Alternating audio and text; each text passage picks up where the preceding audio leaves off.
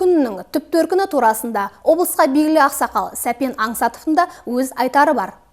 Жуанның жіңішкері, жіңішкенің үзілетін кезі, сол уақытта адамдар бір-біріне бұған дейін мал шаруашылығымен қыстың ауыр жағдайымен қатыса алмай жүрген болатын болса, күн шығып, жер жылынып, өлі табиғат оянған кезінде жаратылыс жаңарып жатыр, адам да жаңару керек деген тұрғыда ең таң алакөгімнен есіктерін ашып қойып, өздерінің жақындарының бәріне үйіне шақырып, өздері барып сәлемдесіп, кішінің үлкенге сәлем беретін, ағайындардың бір-біріне сәлемдесетін, арыздасып жүрген кісілердің бір-біріне татуласатын күні болып белгіленген, бір-біріне кәдімгі осы қазақтың айт күндері сияқты қыдырған, жақсылық тілеген, ізгі ниет тілеген, бірінің бір көңілін сұраған, сондай тіптен жауласқан елдердің өзі сол ортадағы кикілжіңдік мәселелерді кейінге шегеріп, тату өмір сүруді қолайлайтын қадамдарға барған.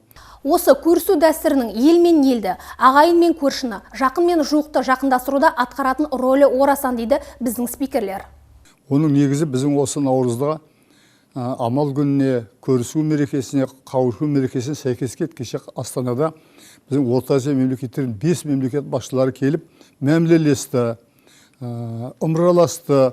Бұған дейін қанша ағайын туған туысқан мемлекет болғанмен ортада шешілмеген көптеген шекараға байланысты, өзен суларына байланысты, теңізге байланысты, басқа да біріне бір сауда-саттыққа байланысты шешілмей жүрген проблемаларды шешті, бірімен бір құшақтасып, бауырласты, ымыраласты. Мынау өз сәтіне келген үлкен бір шара біздің мемлекетіміздің басшысының бір жақсы ойлап тапқан бір мерекесі, сондай шарасы болды. Қазақстан жалғыз Орта Азия емес, бүкіл мемлекеттердің назарында болды осы күндері. Міне, оның бір үлкен сипат алған, бұқаралық сипат алғаны, саяси мән бергені, жеке адамдардың ғана бір-біріне татуласу, арыздасқаны кешіру емес, мемлекетаралық келісімдерге деңгейге көтерілгені, бұл мерекенің нағыз адамзат үшін қажет мереке екендігінің көрінісі. Сосын енді бауырласу болғасын, ынтымақтасу болғасын, ол кезде дәмсіз болмайды, дастархансыз болмайды. Сол кезде қазақтар өздерінің қазақ болсын, оған дейін ұлт болатын болсын, бар дәмдісін дайындап, өзіне ықылас ақпейілімен дастарханын жайып, дәмді тағамдарын сол келген кісілерге ұсынған. Міне соның барлығы содан кейін ұласып, заман жағдырғаннан кейін, қоғам жаңарғаннан кейін, жаңару, рухани жаңғыруға сәйкес келіп тұр үлкен шара болып тұр. Біздің облысымызда сол деңгейде аталып өтті. Бұдан әрі қарай жалғасын таба береді деген ойдамын. Оның жалғасын табуына ең бірден бір себеп адам мен адамның дос, бауыр екендігі бұрында да айтылатын, бірақ нақты бір шарамен бекітілмеген тұғын. Мына осы наурыздағы көрісу күні, қауышу күні, амал мерекесі деп табысып жатқанымыз бір үлкен жеңіс.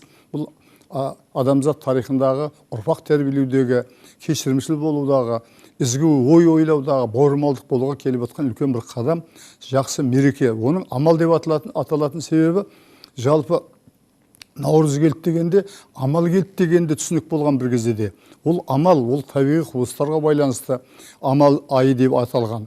Ал жалпы ислами шартқа қарағанда да жақсы ісіңде сауапты амал, жаман ісіңмен бір тозаққа баратын жаман амал, соған сәйкес келгенде де қай амалды айтса да бұл амал мерекесі деп аталуға толық келіп тұр. Наурыз мерекесі, амал мерекесі, қауышу мерекесі, көрісу мерекесі бір-бірін толықтырып отқан, бір-бірін алмастырып отқан, бір-бірін кеңейтіп отқан үлкен түсініктегі құтты жақсы мереке.